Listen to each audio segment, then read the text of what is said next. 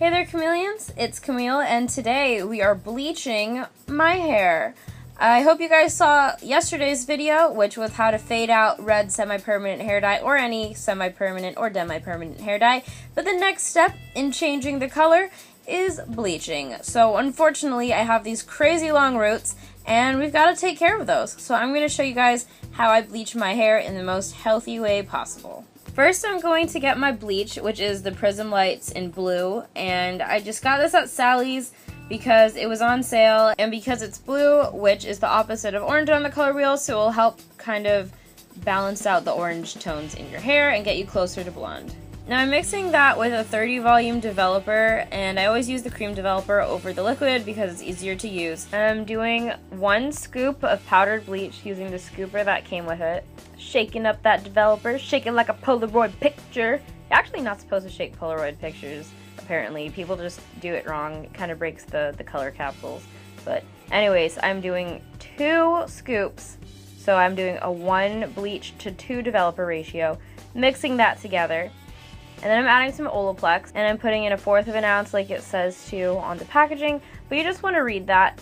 Pouring that in there and then mixing it up. Once you mix it all together, you'll see the consistency and that it needs more liquid, so I'm doing 1 more scoop of the developer. So pretty much 1 scoop bleach, 3 scoops developer, and then Olaplex. Now I've been wanting to use this hack for a long time, but I always hear about people using Sweet and Low, which is fake sugar, mixing it in their bleach and then using it so that the bleach doesn't sting or burn their scalp as much. And I have a sensitive scalp, so this is definitely something that was worth trying out, and I just took this from like a random coffee shop or something that I bought coffee at. Because trust me, I would not be putting this fake sugar in my body. I would rather just put it on my hair. Now I'm going to part my hair, and the way I'm sectioning it is just to keep my hair as healthy as possible, because some parts of your hair will bleach faster and other parts are more delicate, just based on where on your head it's located. So I'm pretty much just sectioning off the outer inch around my whole head. So I already had a center part down the middle of my head, and now I'm doing 1 inch from the front on the left and on the right, and I'm pulling that into 2 sections. It looks super hot like that. Oh yeah. And now I'm doing the same thing in the back, just about 1 inch thick from the base of my neck. And then I'm going to put that in a section of its own. Now for the middle part, I'm dividing this into sections too. So I'm going to do a front and a back section. This hair is the thickest hair on my head, so that's why I want it to start bleaching first and processing first. And as you can see, my roots are pretty long. You have to use gloves when you're bleaching your hair because the chemicals are really strong and you don't want to ruin your skin. So make sure you put your gloves on. And now working from the bottom section, I'm using the bleach on my fingers because I want to be able to feel the back of my head since I'm not using mirrors and no one's helping me. So I always just use my fingers because that way I can feel how, like, I can just feel what I'm touching pretty much. And I'm pulling that all throughout the roots until the very end where the black ends, and then I'm kind of just very lightly fading that into the bleached part with the least amount of overlap as possible because I don't want to bleach something that's already bleached. I just kind of want to keep it on the new growth. Now I'm taking off the scrunchie for the top middle section, and I'm doing the same thing here. I'm just pulling the hair out into sections of their own. So out of the sections, I make other sections. So it's like sectionception. And then that's what it looks like when it's all done. And now I'm going to put that up, get it out of the way, and then start working on the outside sections. Now, I did the back first because it doesn't process as fast as the front of my hair does, and I saved the front for last because this part bleaches the fastest and gets damaged more easily.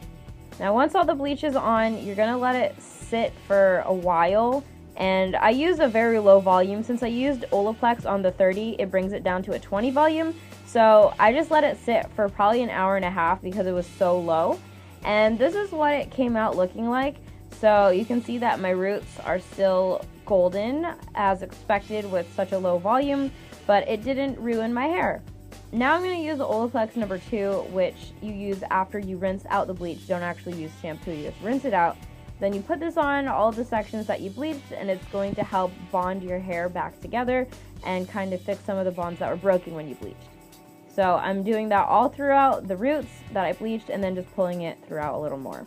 Now I just did the whole process all over again the next day, And this is what it looks like after I did all the sections, and then I applied the bleach, and I used Olaplex again, and Sweet and Low again, and it actually did help a little bit with the burning sensation, so that was great. But for my second round, I used 40 volume developer, which Olaplex brought down to a 30 volume, just because the 20 volume really isn't that strong on hair that's so dark.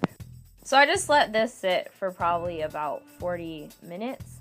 I used a bag to keep the heat in, speed up the chemical reactions, and after I did that, I decided to tone my hair.